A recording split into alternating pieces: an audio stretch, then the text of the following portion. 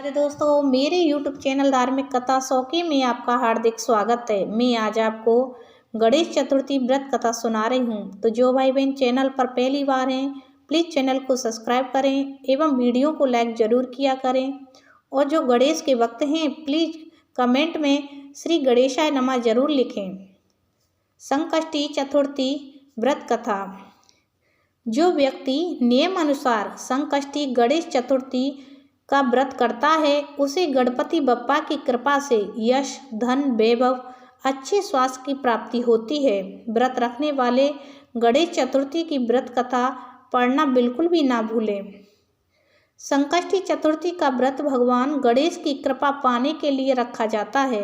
कहते हैं, इस व्रत को करने से जीवन की सभी बाधाएं दूर हो जाती हैं। वैसे तो हर महीने में संकष्टी पड़ती है, लेकिन माह की और फाल्गुन महीने की संकष्टी सबसे ज़्यादा महत्वपूर्ण होती है। इस संकष्टी चतुर्थी पर चंद्रदेव की भी पूजा की जाती है। ये व्रत माताएं अपनी संतान के सुखी जीवन की कामना से रखती हैं। यहाँ श्रावण श्री गणेश चतुर्थी व्रत कथा अनुसार इस व्रत को धर्मराज युधिष्ठिर ने किया था। जब धर्मराज राजयुक्त होकर अपने भाइयों के साथ वन में चले गए, तब उन्होंने भगवान कृष्ण से अपने कष्टों को लेकर जो प्रश्न किया था, उस कथा को आप सुनिए। युधिष्ठिर भगवान कृष्ण से पूछते हैं कि हे पुरुषोत्तम, ऐसा कौन सा उपाय है जिससे हम वर्तमान संकटों से मुक्त हो सकें, हम लोगों को आगे किसी प्रकार का कष्ट न भोगना पड़े, कृपया ऐसा उपाय बताएं। स्कंद कुमार जी कहते हैं कि जब युधिष्ठिर विनम्र भाव से हाथ जोड़कर बार बार अपने कष्टों के समाधान का उपाय पूछने लगे, तो भगवान श्री गणेश ने कहा कि हे राजन, प्रत्येक कामना को पूरा करने वाला एक महान गुप्त व्रत है। हे युधिष्ठिर, इस व्रत के बारे में मैंने कभी किसी को नहीं बताया। हे राजन, प्राचीन समय में तब सतयुग था, तब पर्वतराज हिमालय की कन्या पार्वती ने शंकर जी को पति रूप में पाने के लिए घने वन में जाकर कठोर तपस्या की, लेकिन भगवान से प्रसन्न नहीं हुए। तब पार्वती जी ने गणेश जी का स्मरण किया। गणेश जी उसी क्षण प्रकट हो गए, जिसे देखकर पार्वती जी ने पूछा कि मैंने कठोर, दुर्लभ एवं लोभहर्षक तपस्या की, लेकिन भगवान शिव को प्राप्त ना कर सकी। कृपया करके आप मुझे अपने कष्ट विनाशक दिव्य व्रत, जिसे नारद जी ने कहा है, उसके महत्व के बारे में बताइए। पार्वती जी की बात सुनकर गणेश जी उस कष्टनाशक शुभदायक व्रत का वर्णन करने लगे। गणेश जी ने कहा, अत्यंत पुण्यकारी और समस्त कष्टनाशक व्रत को कीजिए। इससे आपकी सारी मनोकामनाएं पूर्ण होंगी और जो व्यक्ति इस व्रत को करेगा, उसे सफलता जरूर मिलेगी। श्रावण मास के कृष्ण पक्ष की चतुर्थी की रात में चंद्रदेव का पूजन करना चाहिए। उस दिन मन में संकल्प लेना चाहिए कि जब तक चंद्रोदय नहीं होगा, तब तक मैं भोजन नहीं करूंगी, अतः निराहार रहूंगी। पहले गणेश पूजन कर ही भोजन करूंगी। इसके बाद सफ़ेद तिल के जल से स्नान करना चाहिए।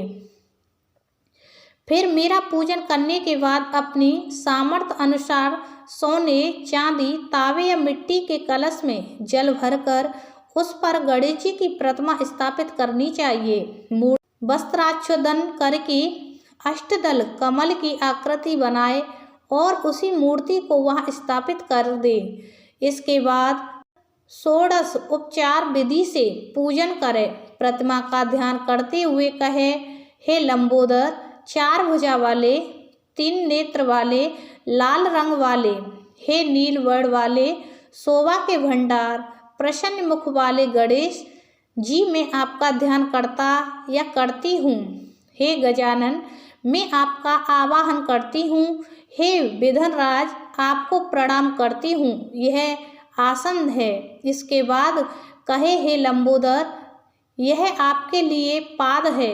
हे शंकर सुवन, यह आपके लिए अर्ध है। हे उमापुत्र, यह आपके स्नानार्थ जल है। हे वक्रतुंड, यह आपके लिए आचमनीय जल है। हे सूर्यगढ़, यह आपके लिए वस्त्र है।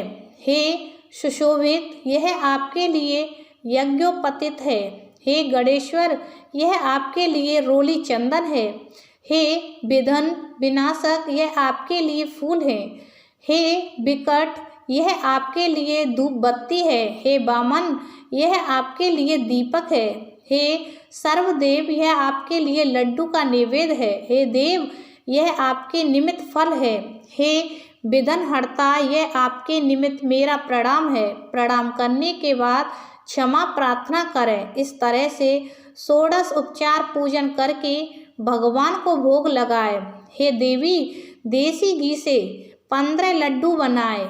सबसे पहले भगवान को लड्डू अर्पित करें, फिर उसमें से 5 लड्डू ब्राह्मण को दे और अपने सामर्थ्य के अनुसार दक्षिणा दे। फिर चंद्रोदय चंद्रमा को अर्घ दे। अर्घ देते समय कहे कि हे देवी, तुम सब तिथियों में सर्वोत्तम हो, गणेश जी की प्रिय हो। हे चतुर्थी, हमारे अर्घ को ग्रहण करो, मेरा प्रणाम है। इसके बाद फिर 5 लड्डू का खुद भोजन करें। फिर कहे, हे लंबोदर, आप व्यक्ति की सभी इच्छाओं को पूरा करने वाले हैं, आपको मेरा प्रणाम है। हे समस्त विघ्नों के नाशक, आप मेरी कामना को पूर्ण करें। तत्पश्चात ब्राह्मण की प्रार्थना करें कि ध्वजराज, आपको नमस्कार है, आप साक्षात देव स्वरूप हैं। गणेश जी की प्रसन्नता के लिए हम आपको लड्डू समर्पित कर रहे हैं, हम आपको नमस्कार करते हैं।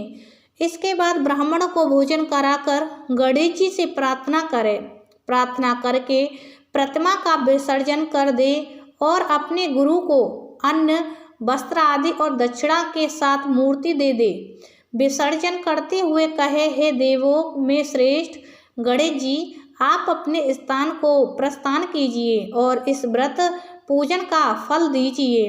हे सुमुखी, इस तरह से गणेश चतुर्थी का व्रत करना चाहिए। ये व्रत जन्म भर या तो 21 वर्ष तक किया जा सकता है।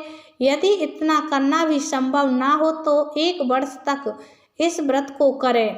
यदि ये भी संभव ना हो तो वर्ष के 1 मास को तो अवश्य ही ये व्रत करें और सामन चतुर्थी को व्रत कर उद्यापन करें।